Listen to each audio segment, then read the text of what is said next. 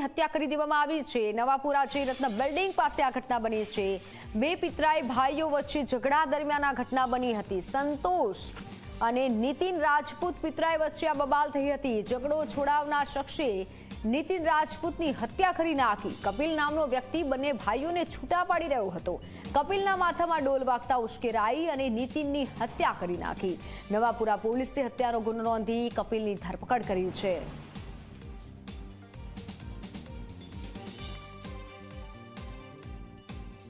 मारो भाई ने बे भाईओ लड़ाया था, कई कचकच थी थी एमाथी एने बे भाईओ लड़ता लड़ता बे जन डोलो छुट्टी मारता था तो ये डोल वागी ये छोड़ावा गयो तो एने डोल वागी तेने छोड़ावता छोड़ावता डोल एने एने वागी ते घरे गयो चप्पू लईने आयो जूनी अदावत ना लीधे एने मारो भाई ने चप्पू ना गई मार्या तो मैं कीधु एसजी में लई गया तो जोयुं तई तो डॉक्टर सारवार टूकी सारवार बदलेनु के जे हवे नथी तमारो भाई।